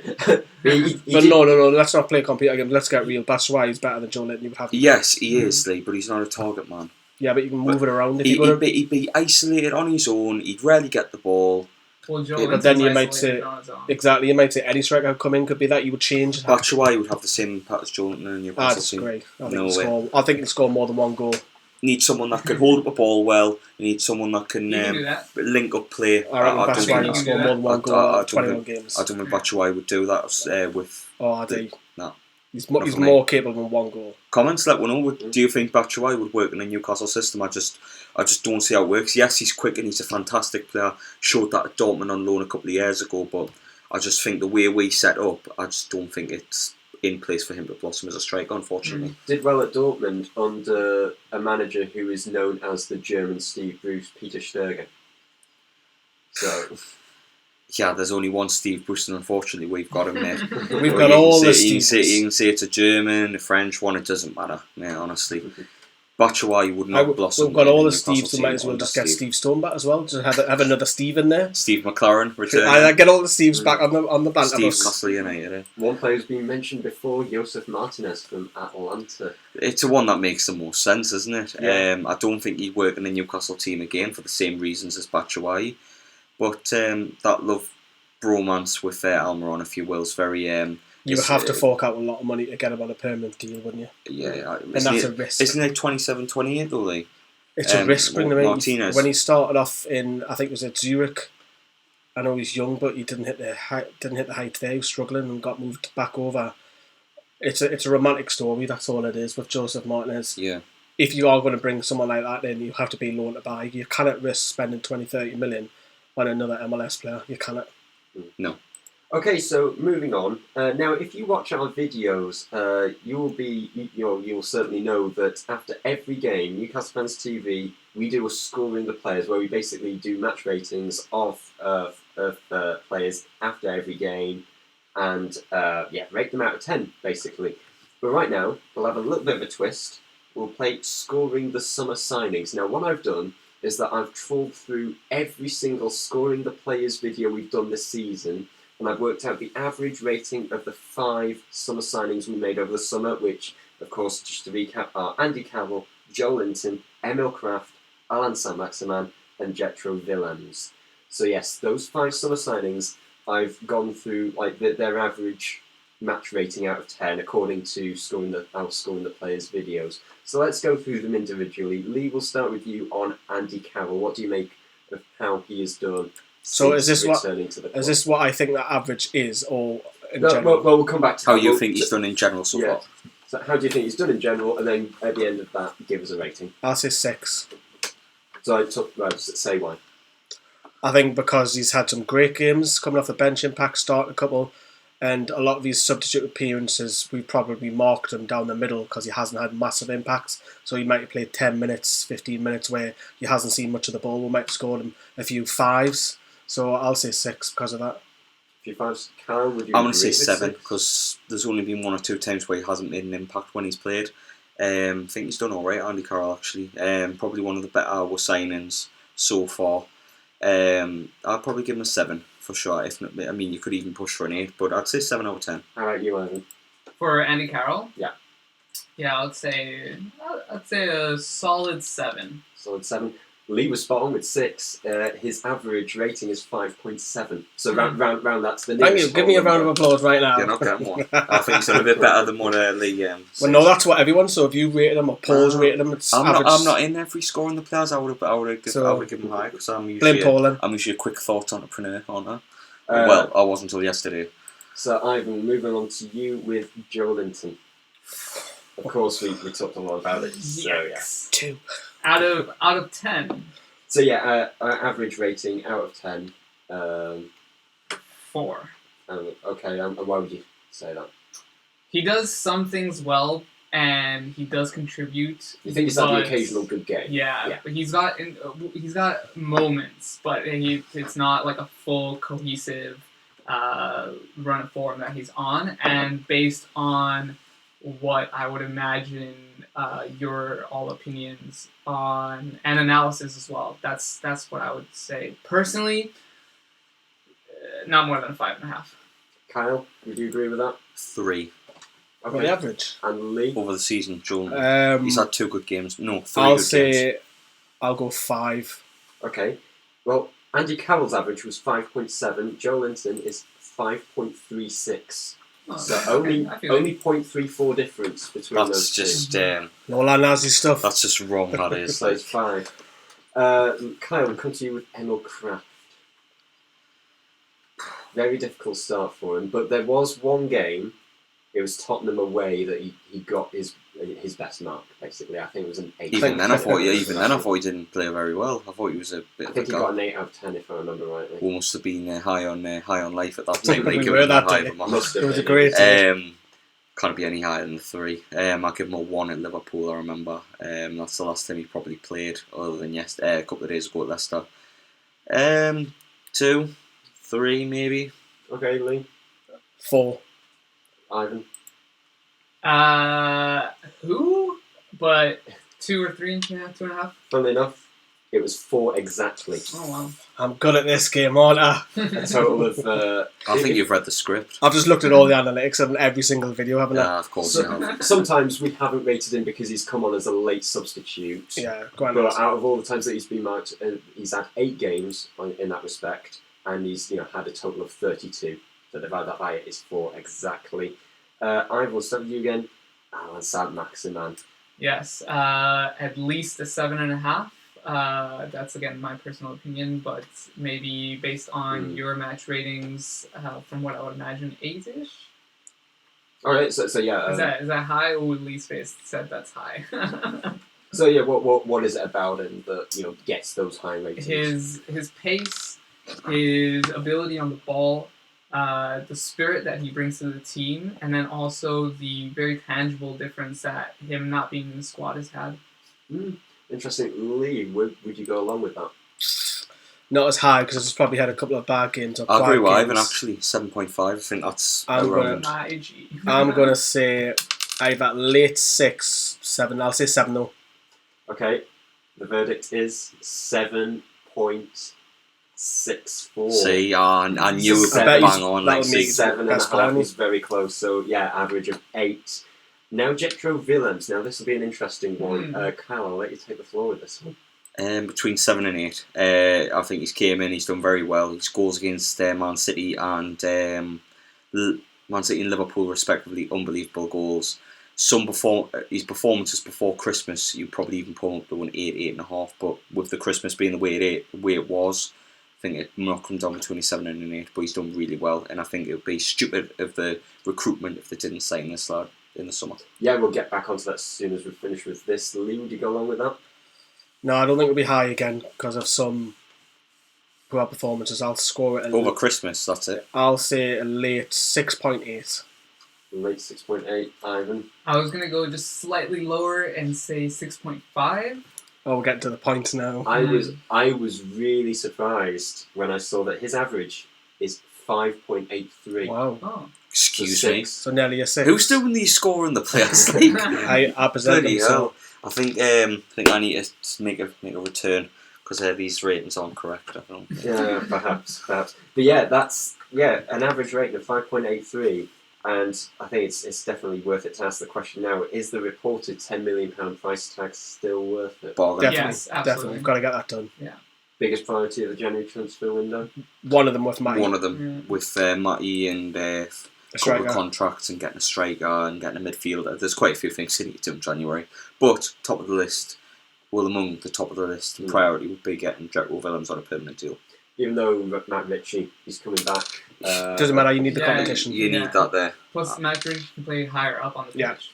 So where does Jetro Willems go? Don't say right back in the changing rooms. That was one of the jokes of me being on the Could be left back in the football change team. rooms. Yeah. No, I think you would sign him just to have that competition with Matt Ritchie, and also gives you And done it as well. it gives you more options to move Ritchie further further on. So I think it's good. Get it done. It's no brainer. No brainer for me as well.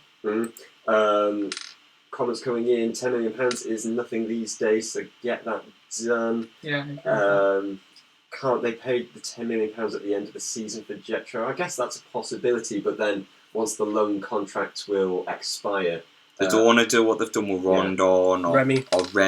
Get it done. Once the loan contract expires and he becomes an Eintracht Frankfurt player once again, Eintracht Frankfurt will be well within their rights to slap their own price tag on him, whether that be more than 10 million, Be 20 plus for sure. Yeah, that's what I'm thinking. Adi Hutter, I think you might be a good backup for Philip Kostic, because in that certainly left wing back position, if you follow your Bundesliga, it'd be good to get your thoughts. But I think Philip Kostic, top class player, he's like our Matt Ritchie, he really is.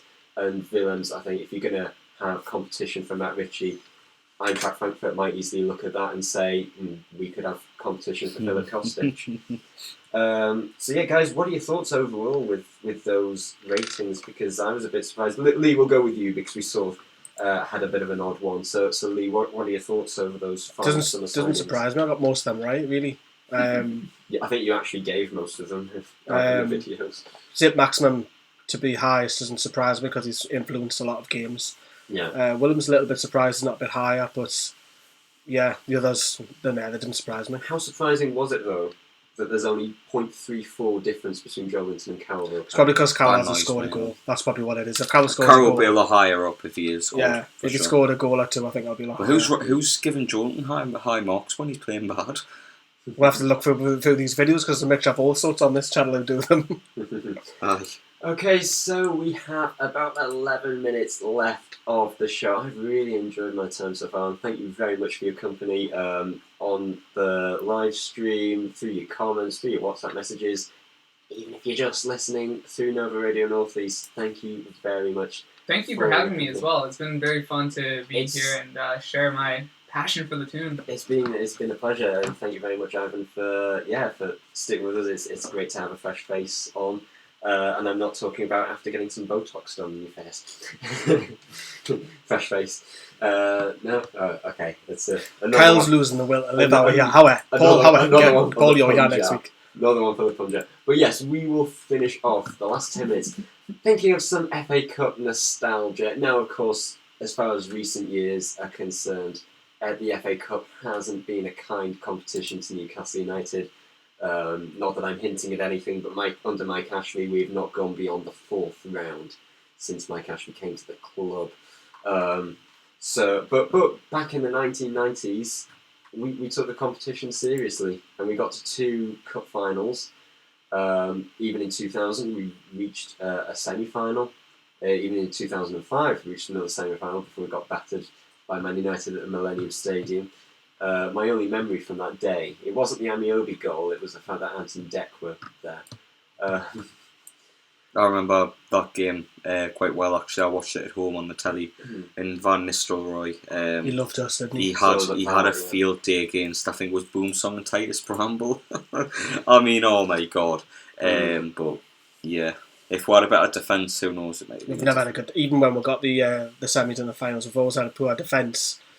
But that's how long it's been, 2005, since we've had a proper cup run. And in the late 90s, you had it every year. So just goes to show you how much you miss it. Thank you very much for yours. I would love to hear your thoughts through the comments, through your WhatsApp messages. I would love to hear your thoughts on your memories, good or bad, of the FA Cup. Mostly bad. It's mostly bad, let's be honest. But let's have a look. Sam says, good memories. Chelsea and Spurs are 1-0 wins. Both at home. Shea Given was absolutely outstanding. Doesn't surprise me. I think it's 2 of the many games that Given was absolutely outstanding for us. In terms of bad memories, though, we look back at that 3-2 defeat against Wolves. Yes, George and Dar ripping us apart. We've got Joleon Lescott as well, blocking one on the line. A very young Joleon Lescott as well. I think I remember that point when everyone was sort of thinking, oh, who's this kid? He deserves to play in the Premier League. Wolves were sponsored by Doritos. Paul Ince scored as well. Yes. I mean, Christ. That was... just shows how long ago it was. Yeah, they got promoted to the Premier League that season. But yes, Sam goes on to say, I was ripped to shreds on the playground for weeks after that game. Oh, we do apologise, Sam. But yes, like I say, Paul says 90s, followed by 6 love hearts. Love the Beardley. That's one of the lighter comments. Thank you. I love yours too, whoever's done. I can't say who's commented though. Olivier Bernard was great his day in the FA Cup. Oh, happy memories with Olivier Bernard. Yes, Kyle, we'll start with you on this one. Well, my relationship with the FA Cup is never been a good one, really. Started supporting the club since the early 2000s and only made it past the fourth round a handful of times. But if there is one moment, I suppose the replay in 2010, Peter Lovencrantz scoring a perfect Peter hat-trick. Lovencrantz. Me dad, shout out to him, took us to this game. Surprised us actually, says, oh, it's a late birthday present, son, I'm going to take you to the match. I was dead surprised, and it was against Plymouth, and at the time the big advert was Green Army. It was like, oh, we're playing them, and for a win 3-0, it was a fantastic night, and one that'll live long in the memory. But after it's went downhill from there, hasn't it? Because we've been beat off Stevenage, we've been beat off Oxford, we've drawn away at Rochdale. That Lovencrantz hat-trick, funnily enough, is a little bit of stat for you. That's the last time we scored a perfect hat-trick. That's sinking everyone. It's 10 years ago, back in January. All right, Rob, don't make us feel old. Sorry. I was just trying to sort of... Signed on a free from Germany, Peter Lovencrantz. Connor's coming in, Laurent Robert. Oh, his screamer. Absolute screamer against Liverpool. Unfortunately, we lost that game. Lost it 2-1 thanks to a double from Bruno Cheyrou. I know you're thinking who? Had a brother called Benoit. What was it not? No. Okay, began with B, ended with Cheyrou. But yes, Laurent Robert, goodness me, back in his day, he could shoot from anywhere. Free kicks, just incredible. Scored most of his He loved a free kick against Liverpool because Santiago Muñoz used it, didn't he, in the film Goal for the 1-0 at home. Yeah. Scott Carson made his debut for Liverpool. Yeah, when we won 1-0 in the Premier League 2004-05. That was, I think that was his last goal for us, if I'm not mistaken. Very sad. He left the club on a bitter turn after that. I remember I was watching the season review of that season in second year of uni a few years ago. My housemate sort of said, "Oh, what are you watching?" And he was watching this, and he was just in absolute awe of Laurent Robert, and so surprised that he had never heard of him before. And when I went, "Oh, well, Robert scores an absolute worldie in this," and then he sees the free kick, he sees how far it's lined up, he sees how far out it is from goal. He sees how far Robert's run-up is going to be, and he just goes, no, it's not, no. Oh! And then Lee, people on the channel like Lee and Paul, you'll remember Is that a kind way of saying what old? Yeah, it is, yeah. You'll remember the... I think Sam does as well, to be fair. Sam's been in the comments as well, so... He hasn't told how old he is yet. He's keeping that quiet. Whether that's something to be brought up in the coming weeks, and it remains to be seen. But yeah, the late 90s were brilliant memories, weren't they? But when we reached an FA Cup final, then another FA Cup final, and then a semi-final. But we had that dreaded Stevenage. That's my bad memory from there. Stevenage are not the Stevenage of today. Stevenage were non-league Stevenage, and Shearer had just come back from his injury and scored a header, but then Giuliano Grazioli, I think, scored an overhead kick to make it into a replay. And obviously they were celebrating. As people who were watching could see with the camera shoved in their faces, it was like a win for them. That was horrible. And then the replay were only just scraped a 2-1 win through Shearer double again, but one of the goals shouldn't have stood because it was cleared off the line. It wasn't over the line, but we were very lucky to scrape through that round. That's a bad memory for me. Yeah, well, Steve Watson told me that he was called up to the England squad and then in that game broke his foot. Steve Watson, he's on this wall somewhere. Yes, top row. Steve Watson. Where the camera cannot see. Just his legs, you can see. He's beautiful you can legs. See Steve Watson's legs, okay. Fair enough. South Shields boy, isn't he? Or North Shields, one of the two. Sadly, after that, Watson never received an England call-up after that, so it was shocking. shocking for him. He did make his return, however, in the final, which turned out to be his last game for Newcastle before he moved on to pastures new at Aston Villa. Yeah, it was Aston Villa before he moved to Everton, wasn't it? So, yes. Comment of the night, Smash Pumpkin says, we should never have sold Santiago to Real Madrid. Referring to the film Goal, of course, fictional story. Gary Speed, legend, R.I.P., yes, of course. Sam McIver says, Clivert against Chelsea in the FA Cup 5th round, if I remember rightly. It was snowing that day, 1-0. Snowing, yeah, in March. Codicini. Yeah. They put that in goal as well, but was Yeah, it they did, St. James's yeah. Was that Calvin... What's he called? The other one. Gavin Harris. That was it. There we go. I was nearly there. Same from Rangers there. And somehow he ended up at Real Madrid in the next film, even though he scored like 1 in 9 games. Funny that. Yeah. How about you, Ivan? My best FA Cup memory would be from last year when I went to my first FA Cup match. Cuasso. Yeah, well, here's the thing. So obviously, like, I grew up not in Newcastle, but I've supported Newcastle since as long as I can remember because my mom would always get kits sent over because she was originally from here. So as soon as I moved here and I started having the opportunity to go to matches, that was like incredible for me. After having followed the team for so long, you know, starting out with like grainy streams.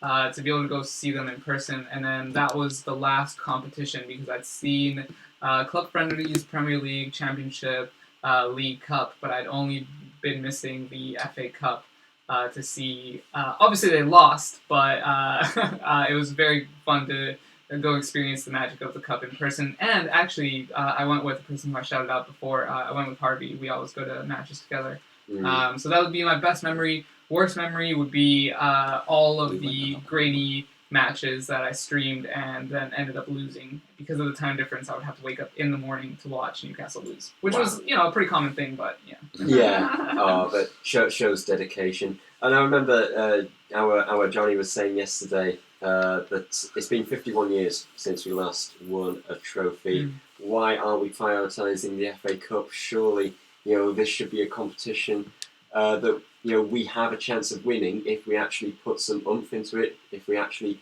you know, put some priority into it. And so, yes, we are coming right into the final minute of the Black and White show. It has been quite a fun one, of course, this last section being with FA Cup memories instead of a Premier League roundup for obvious reasons. But yes, it has been great to have Ivan from Ivory thank you so much for having me on the show for the first time. Do make sure that you check his stuff out. Ivory Thing 4 till 6. That's right. Before us on Nova Radio Northeast, some really good music there. Thanks. Keep it locked. Keep it locked. Don't go anywhere. Yes, that's how we do it. I love that catchphrase. My thanks to Carl Thompson. My thanks to Lee Lawler. It's been a really enjoyable show, so thank you very much. We will be back. No more puns. Same time next week here on Nova Radio Northeast, here on live stream. Thank you so much for your company this evening. And yes, I wish you all a pleasant evening, a pleasant week, and we'll see you then. Bye for now. Get on home, Get on home, Get on home, yeah. Oh, yeah. Get on home, yeah.